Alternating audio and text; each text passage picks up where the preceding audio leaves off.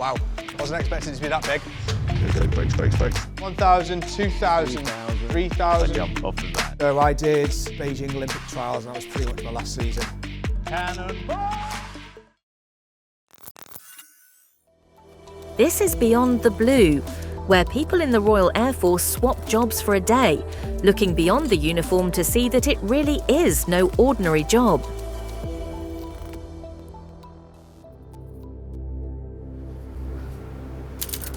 Hi. Calvin, Alex. nice to meet you. You Alex. too? It's a bit awkward, isn't it? I'll start. So the first question we have is, who are you and what do you do?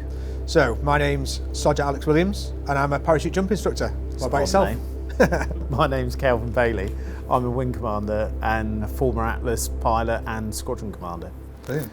The task that I'll be helping Alex to perform will be flying an A400 Atlas in the simulator, and we'll be taking off from RAF Bryce Norton and then performing some patterns in the sky to allow us to set up for the approach and landing, which will be the final and more complex part of the task.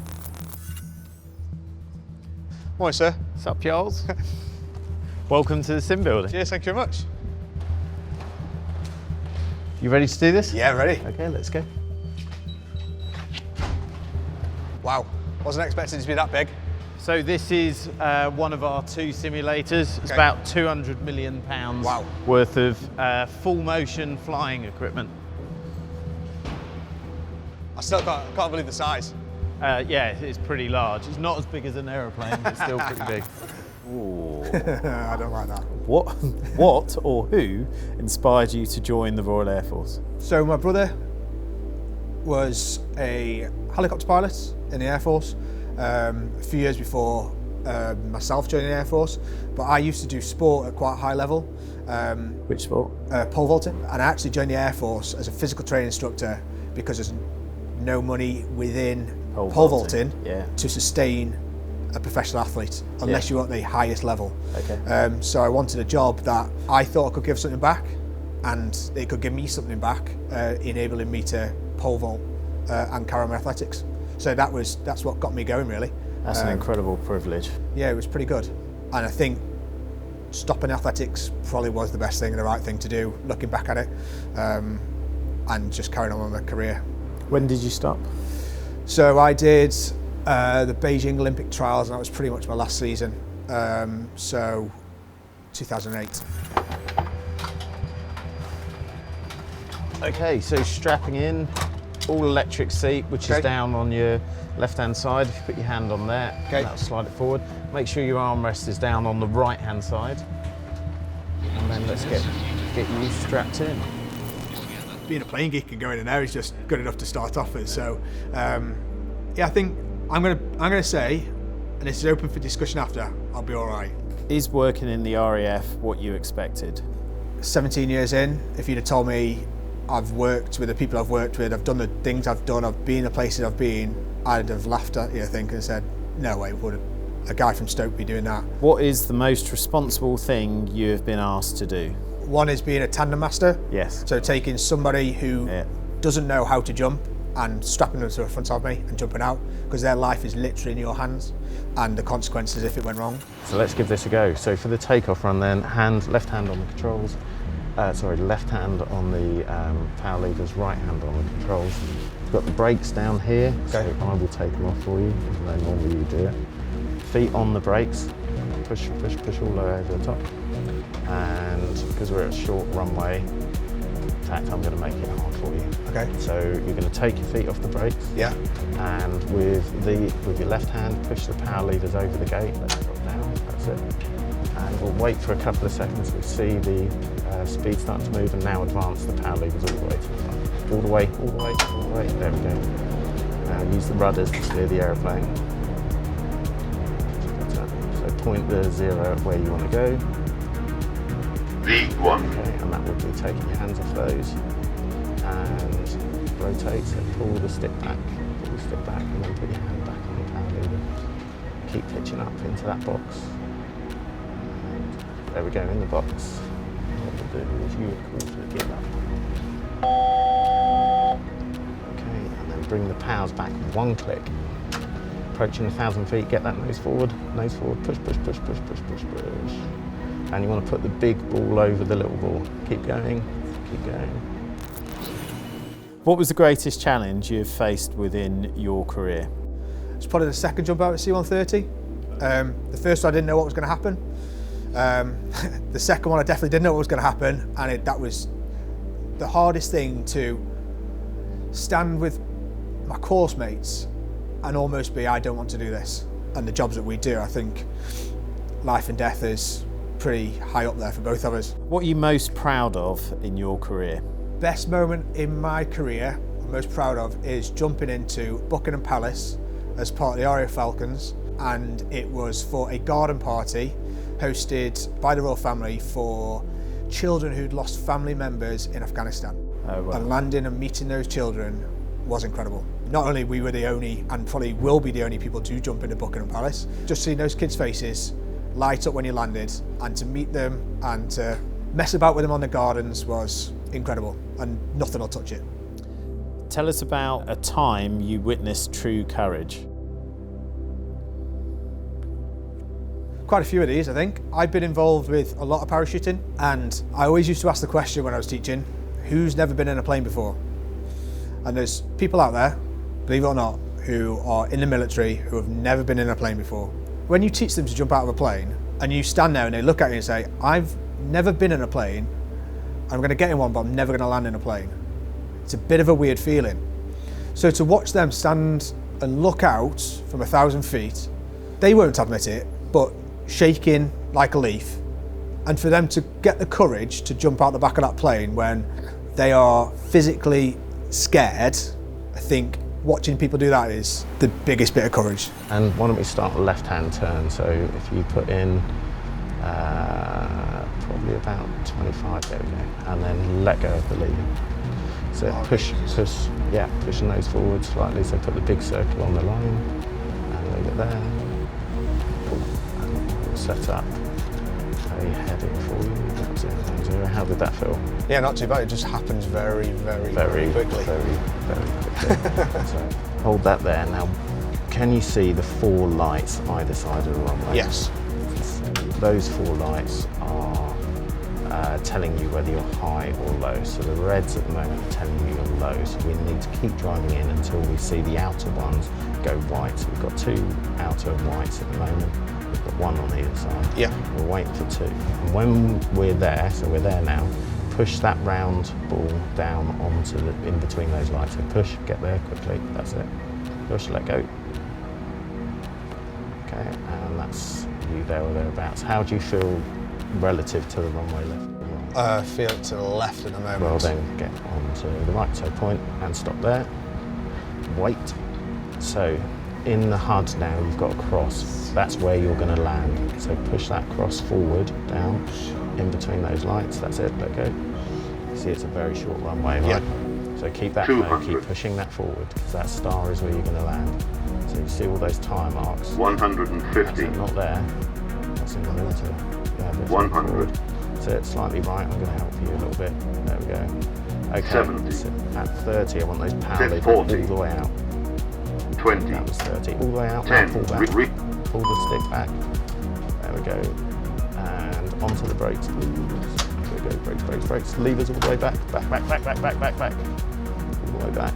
And then cancel them. Passengers really upset. Throwing stuff everywhere. Keep stopping. We've got the ocean in front of us. There we go. Keep going, keep going, keep going, keep going.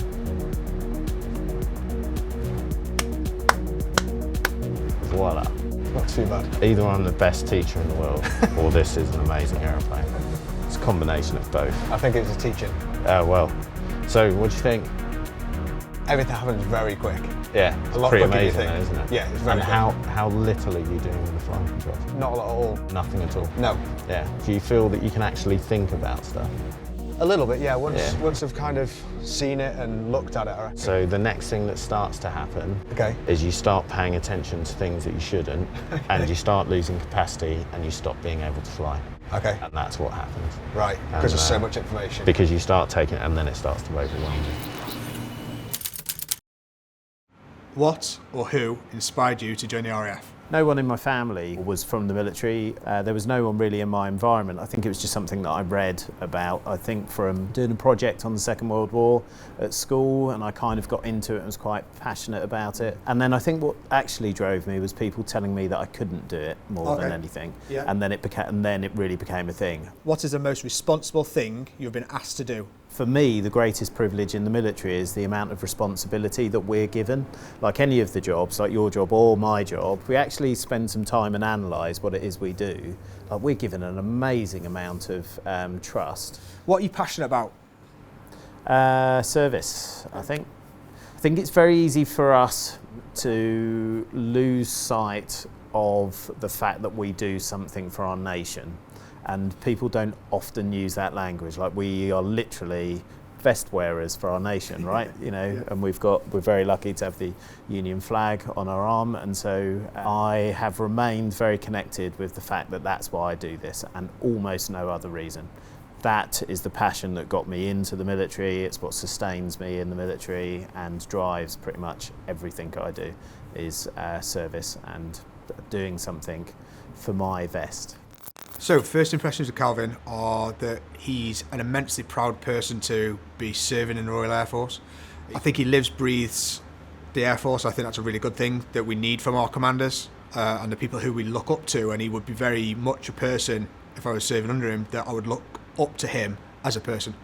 The task that he's going to be doing, get into our simulator, our virtual reality simulator, seeing what it's like by putting on a virtual reality headset, and jumping out of a plane and seeing how close he can get to landing on one of our drop zones. After that, we're then going to test his courage. We're going to ask him to go to a height, again, get on one of our harnesses and step off and imagine what we do with the troops to practice their exits out of an aircraft. Step out for about 35 feet and come down towards the ground, just to see if you can talk the talk as well as walk the walk. Alex. Hi, sir, you okay? Yeah, good. Good. Would you like to follow me? We'll go over to the... Right, what have you got? So, around here then, in the hangar, we've got some different things you're going to be seeing that the guys who are training to be parachuting are going to be using. Yep. We're going to be using two of the implements. What we've just walked past is the flight swings, so the guys, they will come in and practice all their flight drills. Later on, we're going to be doing a bit of a courage element. Right. So we've got a fan descender. Thank you. So hopefully, going to get you jumping off that. Right. Fingers crossed. Right. But first of all, we're going to go into our virtual reality parachute training simulator, or the VRPTS. Sweet. And see how skillful you are. Okay. Practice the skills. Right, So- let's have that. Yeah, if you'd like to follow me, Righty. we'll head in and go and give it a go. Sweet. So this is the actual setup that you're going to be using then for the VRPTS. Once you are in it, I'll get you to step down and go into a crucifix with your arms out. Okay. And that will calibrate the system, okay? Just once you're out of the aircraft, these red handles, so these are your steering toggles. Yeah. So once you're out, we get you to do a right turn and a left turn and a flare. So that's pretty much the gimbal itself set up. So if you want to Okay. step up for me. So Calvin, if you want to step down for me nice and steadily, and you might feel it from there. Happy? You've just stepped out, so you're 1,000, 2,000, 2,000, 3,000, 3,000, 4,000. and then look up, and there's your parachute above you. So if you look left and right now, you should be able to see the parachute is turning a little bit. Yes, it is. So if you just pull down on which way it's turning, and then let back up for me, and this is west on the green. Okay, this is the drop zone that we're going to be looking for. We're going to look to try and land on the white spot in the centre of the drop zone that you can see. Okay, yeah, got it. If you take your left hand from your steering toggles for me, so Yeah. hands to the top, left hand round to the front of your face. Yeah. Okay, you should see what altitude we're at. And then just position it so we're at 12. 1,200 feet, yeah. So if you put your arms back up, Okay. okay. Now If there. you want to do a right hand turn for me, 90 degrees. 90 degrees. 90 degrees. Okay. And then we're waiting for 500 feet, so a little bit further around, There we go, arms back up. So 500 feet then, we're into wind. Oh no, sorry, we're crosswind. then, yeah, Yeah, so got it. leave it there in a moment. No, okay.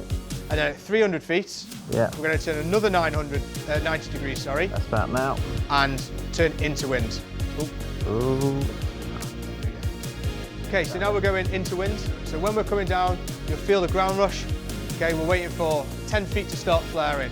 So I'll just say 3, 2, 1, flare. So 3, 2, 1, flare. And then we make it down to the ground. Okay. push you back, feet up, and take your head set off the rowers. Yeah. So how you feeling on that? Yeah, good. Yeah? Yeah, Not too weird. bad for a first attempt. Yeah, well, my eyes were closed the whole time. Yeah. Is that because you were scared or? No, yeah, it's all good. Okay. What soft skills do you bring to your team?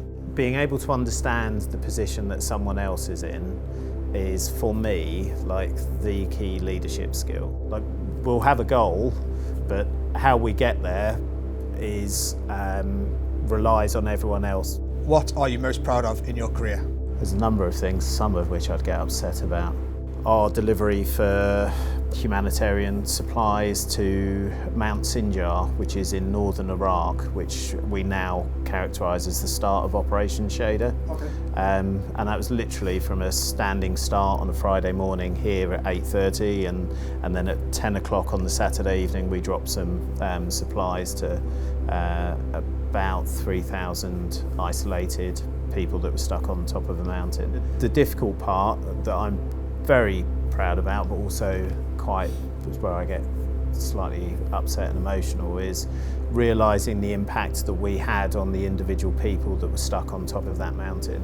And knowing that we had been able to alleviate part of that suffering remains a great source of pride, and kind of they're the things that I serve for.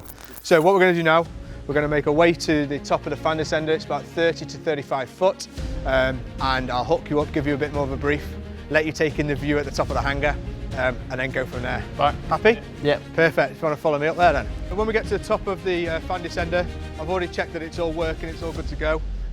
I'll just do my 3-point check on yourself, make sure that it's all set up and good to go. Okay. If you just want to come around to the right hand side for me, and then just wait there, and I'll just get down the carabiner itself and hook you on.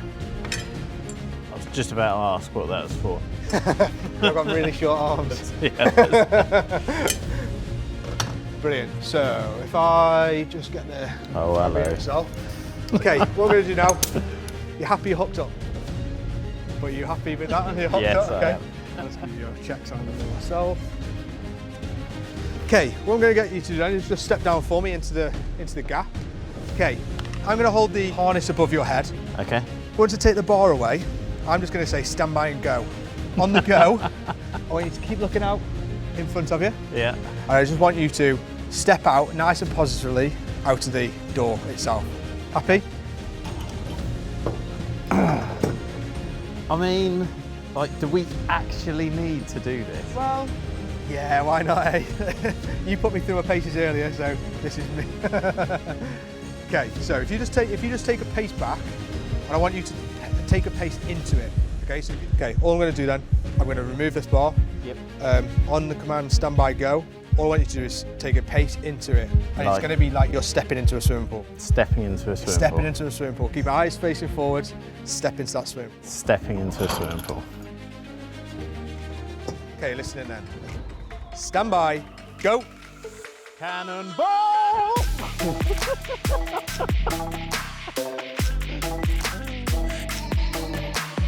Well, you achieved it. Calvin, how was it? That was excellent. Better than it before? Like stepping into a swimming pool. You did it.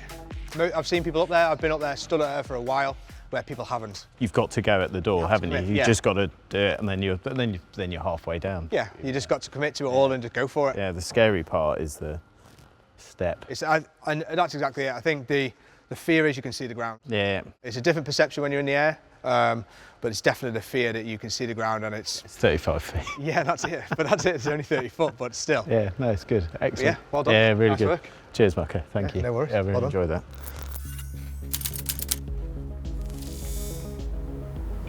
That was really annoyingly good takeoff as well. I was like, "Rrr." This is literally a better landing than most of our co-pilots. Just a little annoyed at your performance. As I said yesterday, it was the instruction, not the performance. Yeah, you say that. I haven't had to concentrate like that for a long, long time. And even though it was a short period, it went super quick. And I got home last night and I was like, wow. Sometimes I find myself jumping in with both feet. And maybe not just taking a foot off the gas, thinking about what I've got to do and how to do it, before then, right, that's the right way to go about it. A small two-person cockpit relies on what we call good crew resource management, and being able to send and receive messages is really, really important. You were very comfortable in a crew type environment, and so that was something I was really quite impressed with. I've worked a lot down the back of the aircraft and not given you the respect at the front of what you guys have actually got to do to fly the aircraft. And I think now being up at the front, it's just that whole different perspective of just what you've got to do at the front of the aircraft to actually get us in the right place. So it's been brilliant to be able to see that.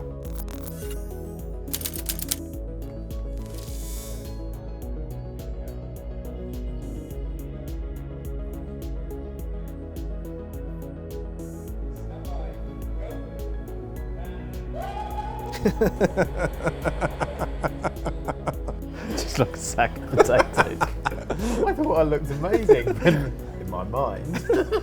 I didn't see it land because I was laughing at the cannonball.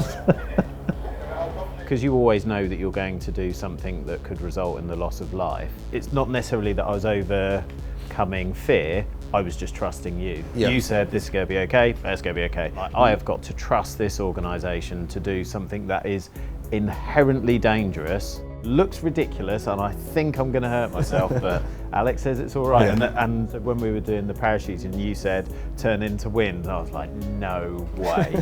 So I was like, he said turn into wind, so then I turned and we arrived where I expected to, and then I had to eat internal humble pie. When you get to know each other, trust comes me knowing Calvin, not the pilot, it's me knowing the person, and Calvin knowing me as a person, as Alex is not as Alex the PGI.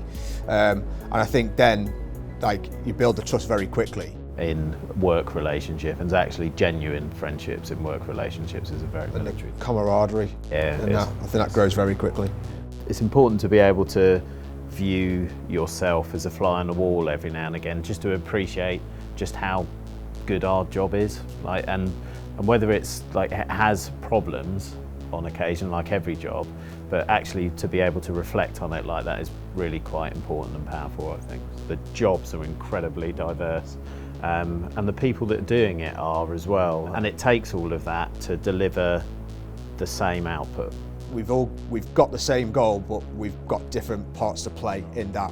We draw from society, and society's made up of lots of different folks, and it's important that we have that representation within the service so that people can empathise with each other and bring different approaches and different aspects to it. And I think for me, there's so many different jobs within our hangar and our wing to make somebody jump out of an aircraft. Then if you put that wider into the Air Force, it's the drivers, the parachute packers, the civil servants and the contractors who are all working together to get an aircraft in the air with a parachute jumping out the back of it.